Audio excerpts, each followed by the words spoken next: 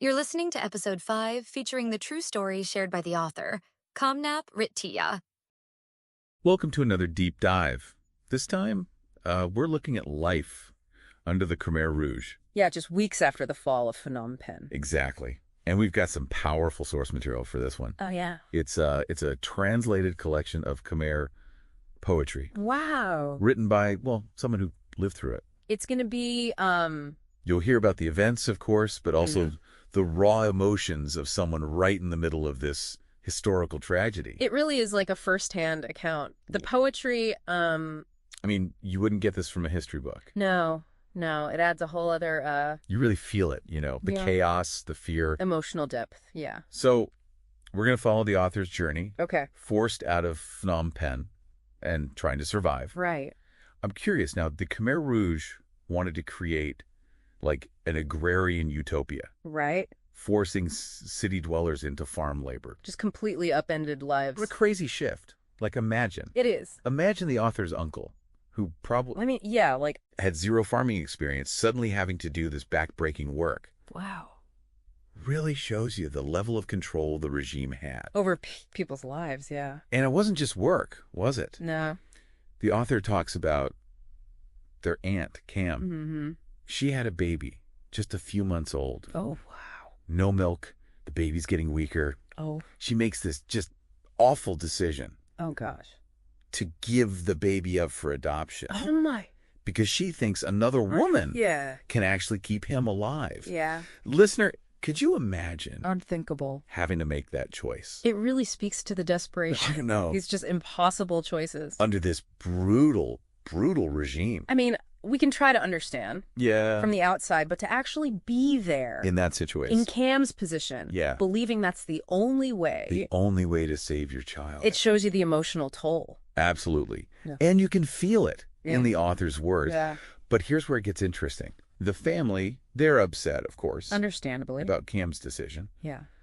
But she has a secret plan. She wants to stay close to the Khmer Rouge. Oh, wow.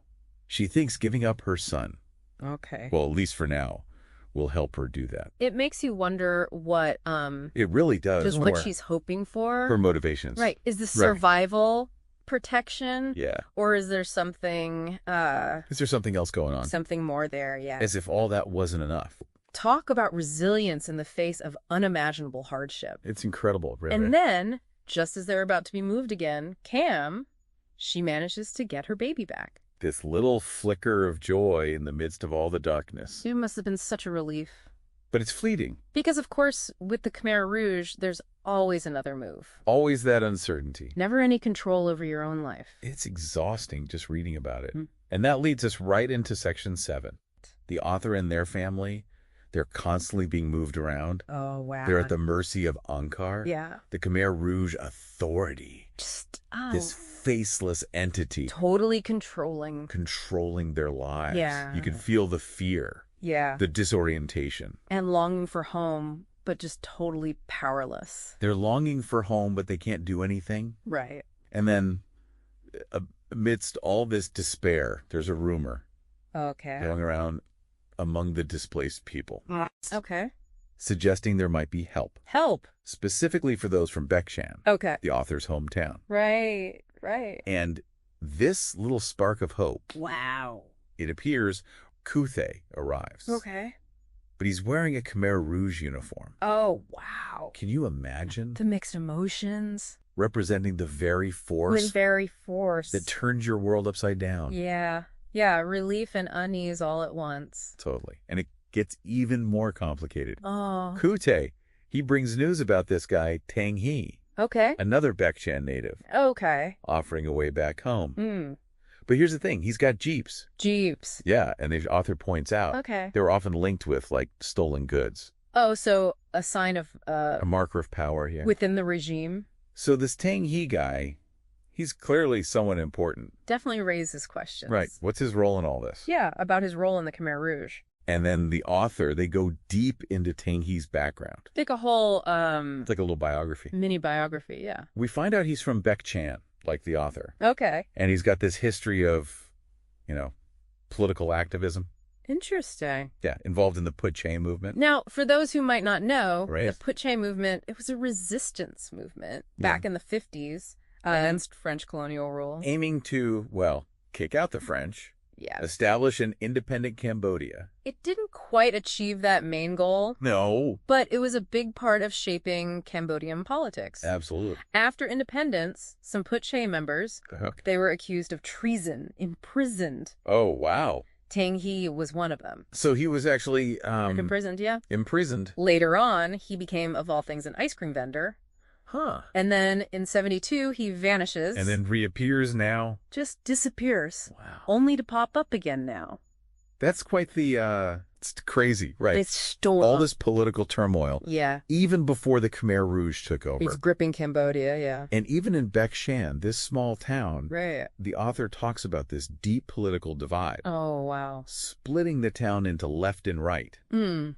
And get this, they're all distant relatives. Oh, that's It's heartbreaking. heartbreaking. Yeah, God. families torn apart by ideology. It's forced to choose sides. Yeah. In this conflict that just swallowed their whole nation. It really highlights the human cost. And then the author says this thing about Yeah. victors always write history Wow. and how power corrupts even those with good intentions. Understandable cynicism. I know. Given what he's seen. It's like this pattern throughout history. Yeah. Revolutions, they start with promises of equality, All right. liberation. But then Then those in power, they get paranoid. they eliminate rivals Yeah, and then repeat the cycle of violence. exactly. And that brings us to this, well, chilling revelation. Okay. The author reveals that Tang He Mm-hmm. and his brother-in-law, Kek Pen, Okay. they were responsible for lots of deaths in Bek-Chan Oh, wow. during the Khmer Rouge. That casts a shadow over this whole It does, right? return home offer. Is this genuine help Yeah, is it a trap? or a trap? It adds such complexity. It really does. We know Ting he's connected to the author's past, Yeah. to their community. Yeah. But now, is he a savior? Or a threat. Right. It's like that moral ambiguity. Exactly. Like, We did that earlier. and the author says they'll tell us more about Kek Pen later. Okay. But for now, we're left with this question. Yeah. Knowing Ting He's past, Right. his involvement with the regime, Mm. and now this about the deaths in Bek-Chan. Mm. What do you make of them? Yeah, what do you think? I think he shows just how complex this period was. Yeah. He's a product of the turmoil, Mm-hmm.